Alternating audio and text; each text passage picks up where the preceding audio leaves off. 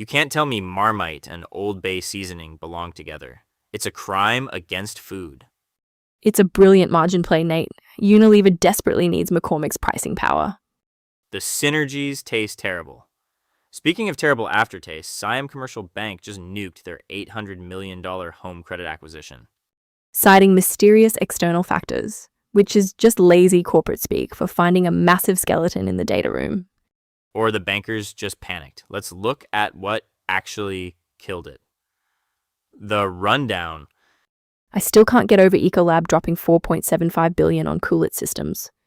It makes total sense. Data centers are running hotter than the sun right now. Somebody has to cool them down. Right. But Ecolab is a water and hygiene company. They clean hotels and sanitize restaurants. Now they are buying liquid cooling for servers.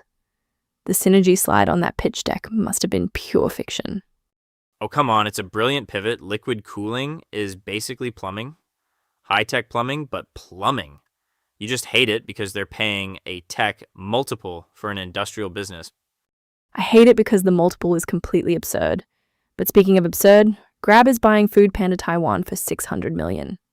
Finally, we've been waiting for the Asian delivery market to consolidate for, 3 years?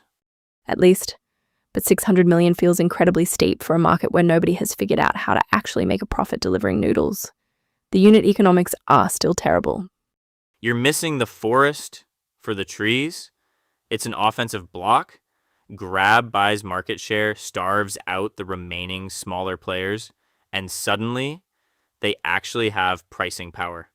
It's textbook consolidation. Textbook monopoly behavior, maybe. We'll see if regulators actually let them squeeze the restaurants. Moving on, Gilead is shelling out $2.2 billion for Uro medicines. T-cell engagers for autoimmune diseases. Big Pharma is getting aggressive there. Autoimmune is the new oncology. Everyone is throwing billion-dollar checks at early-stage pipelines, hoping one of them sticks. Speaking of checks, Siam Commercial Bank just asked for theirs back. Oh, the home credit Vietnam deal. $806.5 million, up in smoke. Abruptly terminated. The press release cited mysterious external factors that derailed the timeline. External factors is my absolute favorite corporate euphemism. It usually means somebody found something terrifying in the due diligence data room. Or the financing fell apart and the bankers don't want to admit it. I'm watching the wires tomorrow for the SEC filings. I want to see the termination penalties on this one. I bet they're brutal. I'll pull the filings the second they drop. But we need to talk about the real drama today.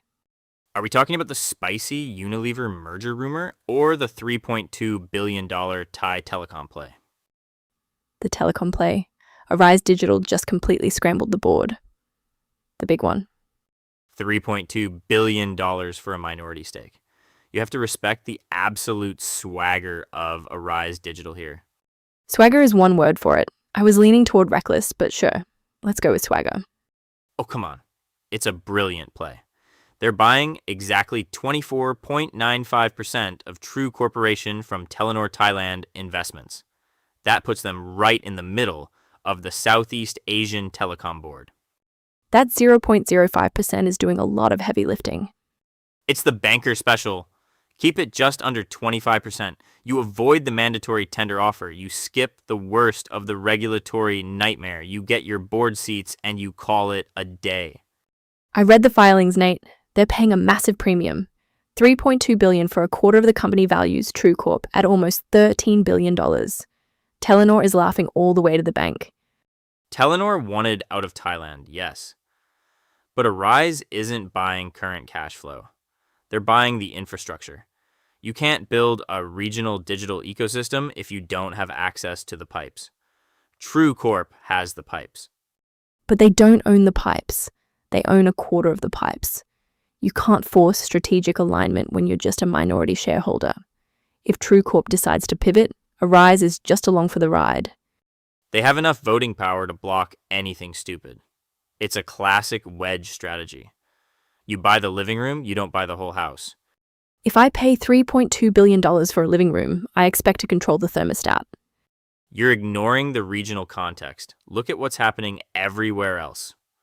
Grab just bought foodpanda Taiwan for $600 million. The entire Asian tech and connectivity market is consolidating. You have to grab your seat before the music stops. Right, but Grab bought the entire asset. Grab is actually running the business. Arise is basically buying a very expensive VIP ticket to TrueCorp's shareholder meetings. A VIP ticket with veto rights on major capital expenditures. Did you actually see the veto rights in the fine print? Because I checked the release. The governance structure is incredibly vague. They say they'll, quote, collaborate on digital initiatives, unquote.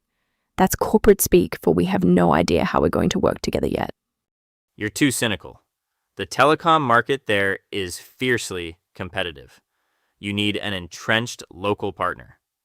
Telenor figured out the hard way that running it from Europe doesn't work. Arise gets the market. I'll believe it when I see the margins improve. Right now, it looks like Arise had a giant pile of cash burning a hole in its pocket, and Telenor was standing there with a fire extinguisher. A very lucrative fire extinguisher. I love it. Speaking of deals catching fire, though definitely not in a good way, we need to talk about what just happened in Vietnam. Oh, the Siam commercial bank disaster. Exactly. $806.5 million up in smoke over, quote, mysterious external factors, unquote. Voices. So the consensus from the analyst desk this morning is that Grab buying foodpanda Taiwan for $600 million signals the long-awaited consolidation phase in the Asian delivery market. Long awaited by who? The bank is looking for fees.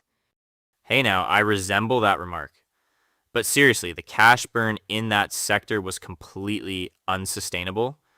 I completely disagree that this is a broad consolidation phase. Look at the footprint.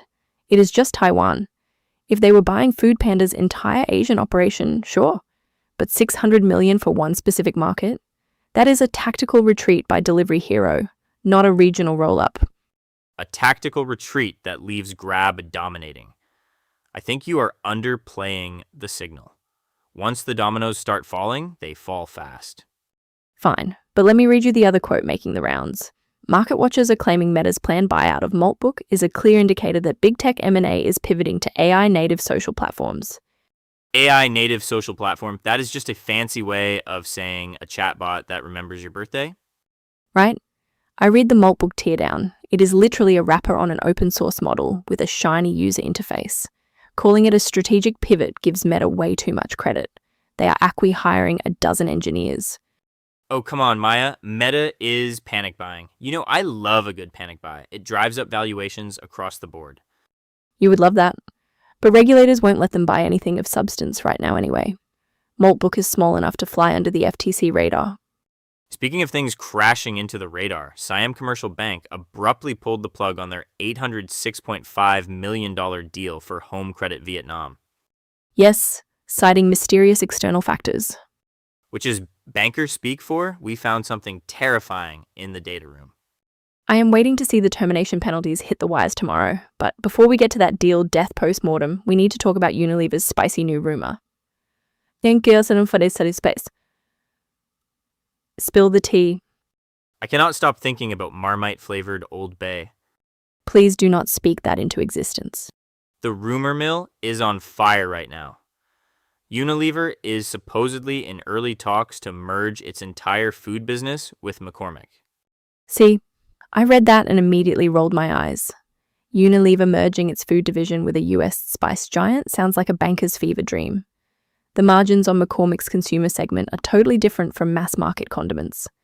Oh, come on. It makes perfect strategic sense. You carve out the slow growth food brands, slap them together with a pure play spice giant, and suddenly you have a massive cash flowing entity. Classic portfolio optimization. Portfolio optimization. Drink every time Nate uses a pitch deck phrase. Hey, I own my past. But seriously, food consolidation is heating up, which makes the sudden collapse of the Siam Commercial Bank deal even weirder. Right. SCB just abruptly walked away from buying Home Credit Vietnam. $806.5 million just gone. And the press release cited mysterious external factors. I love that phrase. External factors.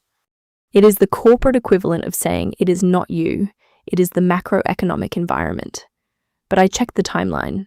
They missed their own agreement deadlines twice before this announcement. Someone found something ugly in the loan book. You think? I know. You do not dump an $800 million expansion in a booming market just because the vibes are off, especially when everyone else is buying. Look at Grab dropping $600 million on foodpanda's Taiwan business. Consolidation is the name of the game in Asia right now. Good point. Well, I want to see the receipts on SCB. We need to watch the wires tomorrow for the formal SEC filings. I want to see exactly what those termination penalties look like. Same. We should also get regulatory updates on the Monday's bid for that extra 6% stake in GetLink by tomorrow morning. Tomorrow's radar. I am refreshing the SEC portal at dawn tomorrow just to see those Siam commercial bank filings. I need to know the exact termination penalties. Citing mysterious external factors for killing an $806 million deal is wild. External factors is just banker speak for we found something terrifying in the data room and ran screaming. You really think it was diligence? I bet it was regulatory. Look at the timeline. Come on, you don't walk away over a standard regulatory delay. I bet the termination fee is practically zero. We will see when the filings hit. I am actually more focused on Mondays and GetLink. The extra 6% stake? Yes, regulatory approvals are supposed to drop by early April. That is a rounding error. Wake me up when they want 51%. It is a strategic 6%, Nate. The control provisions matter. Sure, quick prediction. Are you buying this Unilever and McCormick merger rumor?